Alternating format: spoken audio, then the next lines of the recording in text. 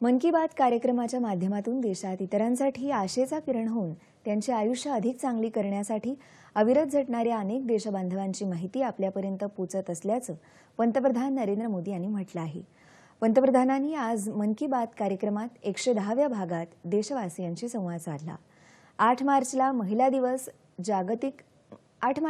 दिवस साजरा करणार असून हा दिवस म्हणजे देशाच्या विकास यात्रेतल्या नारी शक्तीच्या योगदानाला वंदन करण्याची संधी असते असं पंतप्रधानांनी सांगितलं। विविध क्षेत्रात स्त्रियांनी आपली नेतृत्व क्षमता खूप सुंदर पद्धतीने दाखवून दिली आहे असं पंतप्रधानांनी सांगितलं।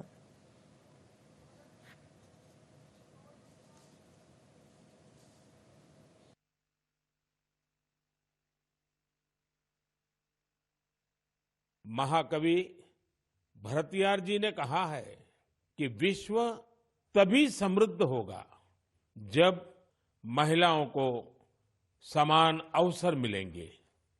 आज भारत की नारी शक्ति हर क्षेत्र में प्रगति की नई ऊंचाइयों को छू रही है। कुछ वर्ष पहले तक किसने सोचा था कि हमारे देश में गांव में रहने वाली महिलाएं भी ड्रोन उड़ाएंगी, लेकिन आज ये संभव हो रहा है। आज देश में कोई भी क्षेत्र ऐसा नहीं है जिसमें देश की नारी शक्ति पीछे रह गई हो। एक और क्षेत्र जहां महिलाओं ने अपनी नेतृत्व क्षमता का बेहतरीन प्रदर्शन किया है वो है प्राकृतिक खेती, जल संरक्षण और स्वच्छता। हमारी धरती मां को बचाने में देश की मातृशक्ति बड़ी भूमिका निभा रही है। देश के कोने-कोने में महिलाएं अब प्राकृतिक खेती को विस्तार दे रही है।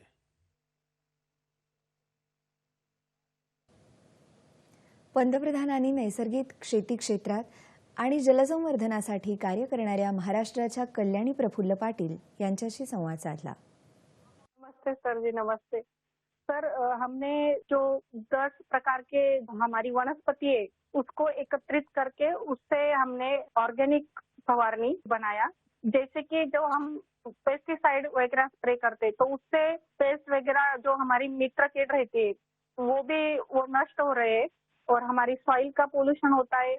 जो सब केमिकल चीजें वो पानी में घुल मिल रही है उसकी वजह से हमारे बॉडी पर भी हानिकारक परिणाम दिख रहे हैं। उस हिसाब से हमने कम से कम पेस्टिसाइड का यूज करके तो एक प्रकार से आप पूरी तरह प्राकृतिक खेती की तरफ जा रही हैं। हाँ, जो अपनी पारंपरिक खेती है सर वैसे हमने की पिछले साल। क्या अनुभव आया प्राकृतिक खेती में? सर, जो हमारी महिला है उनको जो खर्च है वो कम लगा और जो प्रोडक्ट है सर तो वो समाधान था कि हमने विदाउट पेस्ट वो किया है, क्योंकि अब कैंसर के प्रमाण जो बढ़ रहे हैं जैसे शहरी भागों में तो है लेकिन गांव में भी हमारे उसका प्रमाण बढ़ रहा है। तो उस हिसाब से अगर आप अपने आगे के परिवार को अपने सुरक्षित करना है तो ये मार्ग अवलंबना जरूरी है। इस हिसाब से वो महिलाएं भी सक्रिय सहभाग इसके अंदर दिखा रही है। चलिए कल्याणी जी, आपल्याशी बोलून खूप आनंद झाला। तुम्हाला खूप खूप शुभेच्छा। आपल्या आयुष्यात तंत्रज्ञानाचं महत्त्व खूप वाढलं असून मोबाईल फोन, डिजिटल उपकरणं ही आपल्या सर्वांच्या आयुष्याचा महत्त्वाचा घटक बनली आहेत। याच डिजिटल उपकरणांच्या मदतीने वन्य प्राण्यांचा मागोवा घेण्याचं महत्त्वपूर्ण काम होत आहे। यासाठी ड्रोन आणि इतर ॲप्सची मदत घेतली जात आहे असं पंतप्रधान म्हणाले। यावेळी पंतप्रधानांनी चंद्रपूरमधल्या व्याघ्र प्रकल्पाचं उदाहरण सांगितलं।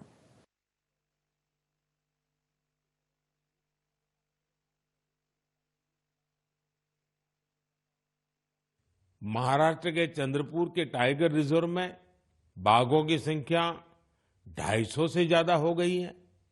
चंद्रपुर जिले में इंसान और बाघों के संघर्ष को कम करने के लिए आर्टिफिशियल इंटेलिजेंस की मदद ली जा रही है। यहाँ गांव और जंगल की सीमा पर कैमरे लगाए गए हैं। जब भी कोई बाघ गांव के करीब आता है तब एआई की मदद से स्थानीय लोगों को मोबाइल पर अलर्ट मिल जाता है। आज इस टाइगर रिजर्व के आसपास के 13 गांवों में इस व्यवस्था से लोगों को बहुत सुविधा हो गई है। और बाघों को भी सुरक्षा मिली है। निसर्गाबरोबर ताळमेळ राखणं हा आपल्या संस्कृतीचा अविभाज्य भाग आहे. महाराष्ट्रातल्या मेळघाट व्याघ्र प्रकल्पामध्ये होमस्टे अर्थात पर्यटक विकास उपक्रम राबवणाऱ्या आदिवासी कुटुंबांचं उदाहरण पंतप्रधान नरेंद्र मोदी यांनी दिलं. कभी महाराष्ट्र के मेलघाट टाइगर रिजर्व जाएंगे तो वहां स्वयं इसे अनुभव कर सकेंगे। इस टाइगर रिजर्व के पास खटकली गांव में रहने वाले आदिवासी परिवारों ने सरकार की मदद से अपने घर को होम स्टे में बदल दिया है। ये उनकी कमाई का बहुत बड़ा साधन बन रहा है।